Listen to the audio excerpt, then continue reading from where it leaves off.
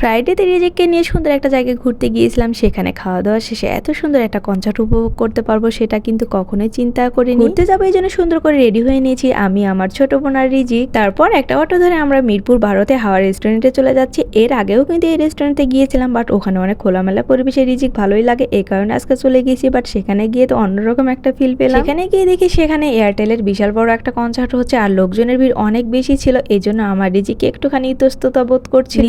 অনেক বেশি লোকজন ছিল, এ কারণে আমার ছেলেকে নিয়ে আমি সুন্দরভাবে উপরে চলে যাচ্ছিলাম, কারণ উপরে একটু লোক কম থাকলে রিজিকে একটু ভালো ফিল করবে, এ কারণে। শুক্রবার তার মধ্যে এরকম একটা কনসার্ট, এই জন্য লোকজনের ভিড় একটুখানি বেশি, এই জন্য আমরা উপরে রিজিককে নিয়ে সুন্দরভাবে চলে আসছি এবং এখানের পরিবেশটা কিন্তু ভালোই ছিল। এই রেস্টুরেন্টের পরিবেশটা মোটামুটি অনেক বেশি সুন্দরই কিন্তু আমরা যখন গিয়েছি তখন কিন্তু কনসার্ট শুরুই হয়নি, সবকিছুর প্রিপারেশন চলছিল, এই জন্য আমরা ভাবলাম আজকে একটু এই রেস্টুরেন্টে সুন্দরভাবে খাওয়া দাওয়া করবো, তারপর কনসার্ট উপভোগ করব। নিচে লোকজনের তুলনায় উপরে কিন্তু লোকজন একটুখানি কমই ছিল, এই জন্য কিন্তু আমরা আর নিচে নামিনি, সবসময় কিন্তু উপরেই ছিলাম। অন্যান্য দিনে দোলনায় কিন্তু সিটই পাওয়া যায় না, আজকে আবার দোলনাটা ফাঁকাই ছিল। এদিকে রিজিক তার খালামণি কোলে চড়ে এইদিকে ওদিকে আনাচে কানাচে ঘুরে ঘুরে দেখছিল। রিজিক কিন্তু অনেক বেশি মজাই করেছে। প্রথমে কিন্তু সে নিচে একদমই আনন্দ পায়নি, কারণ নিচে অনেক বেশি লোকজন আর অনেক বেশি সাউন্ড ছিল, এই কারণে। তারপরে আমরা ভাবলাম রেস্টুরেন্টের ভিতরে গিয়ে খাবার অর্ডার করে দিই। শুক্রবার হওয়ার কারণে রেস্টুরেন্টের ভিতরেও অনেক বেশি ভিড় ছিল, যে কারণে কোনো সিট ফাঁকাই ছিল না। শেষমেশে একটা সিট পেয়ে সেখানে বসে আমরা সুন্দরভাবে খাবার অর্ডার দিয়ে দিলাম। খাবার অর্ডার দেওয়া শেষে আমরা সবাই মিলে আবার বাহিরেও চলে আসলাম। বাহিরে একটুখানি ঘুরতে না ঘুরতে আমাদের খাবার টেবিলে সুন্দরভাবে সার্ভ করে দিয়ে গিয়েছে। তারপর আমরা প্লেটে খাবারগুলো নিয়ে নিচ্ছি। আমরা একটা চিকেন ফ্রাইড রাইস অর্ডার করেছিলাম আর একটা অর্ডার করেছিলাম বাটার নান। খাবারের পরিমাণ ভালোই ছিল।